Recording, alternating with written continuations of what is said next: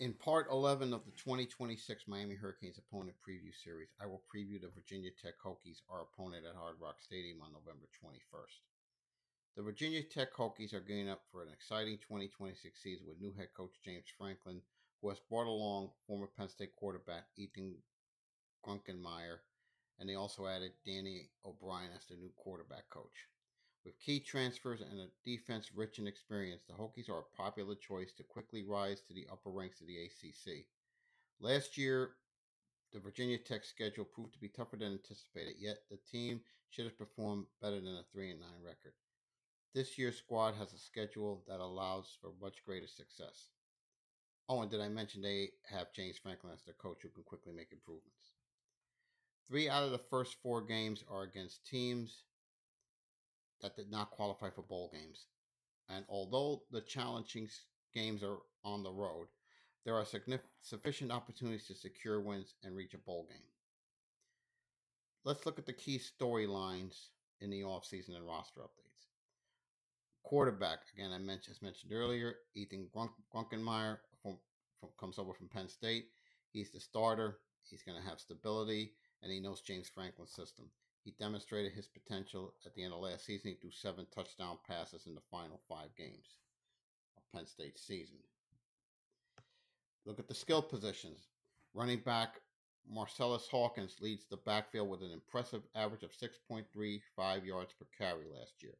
And that receiving group includes Duke transfer Keyshawn Brown, who had 846 receiving yards at Duke, and he has Aiden Green coming back, and tight end Luke Reynolds, who had 368 receiving yards in his 2 years at Penn State. So Grunkenmeyer has a big target to go to there.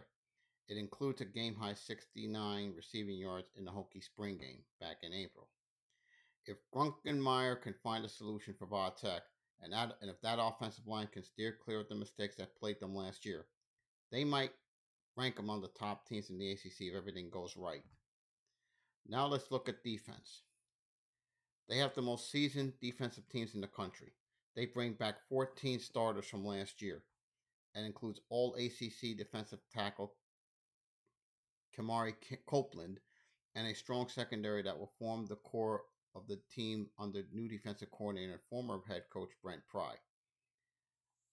When they go into the portal, they ranked in the top 10 in On3's national transfer portal rankings, effectively addressing significant gaps on both sides of the field to enhance their overall roster strength. Now let's look at Virginia Tech's schedule. The good. Old Dominion is tough, and they beat Tech last year 45-26. Starting with VMI, Old Dominion, and at Maryland, as well as at BC. Those are winnable games. The ACC games on the road are spaced out, but when we look at the bad, after facing Old Dominion, 3 of the next 4 games are on the road. Even worse, they have to go out to the West Coast to take on Cal before returning to face Georgia Tech and at Clemson. There's a week off after that, but playing at SMU will not be easy. And what ACC teams Virginia Tech will miss, they will miss Duke, they will miss FSU, Louisville, Carolina, NC State, Syracuse, and Wake. They come to Hard Rock late in the year before their rivalry game against Virginia. Clearly, and games at Cal, SMU, and Clemson are challenging. But missing FSU is a plus. Hell, I don't know about that one. And there isn't a team the Hokies miss that won't pose a threat this year. Best case scenario. Let's start with the best case. 4-0 to kick off. They seem eager to make any positive momentum. Starting 4-0 isn't too much to ask. And if they achieve that, the national attention goes to Franklin, and it'll be all good. The team will have more wins than they did all last year.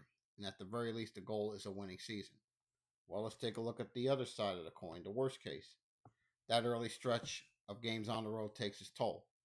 They lose at Maryland, they struggle at BC, and that long trip to Cal is brutal. At the realistic worst, 2-4. Then the tough part of that schedule begins. It's not 3-9, but it's not significantly better. Now let's look at this from a CANES perspective. We know the deal. need to build more momentum going to Charlotte and winning this game at home. This is a Virginia Tech team on the rise, and we get them late. And we know we need to take care of business against a hungry Hokies team that will be out to prove they belong among the top teams in the conference.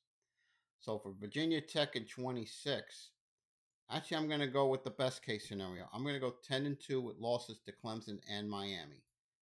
In the 12th and final part of the series, I will preview the Boston College Eagles.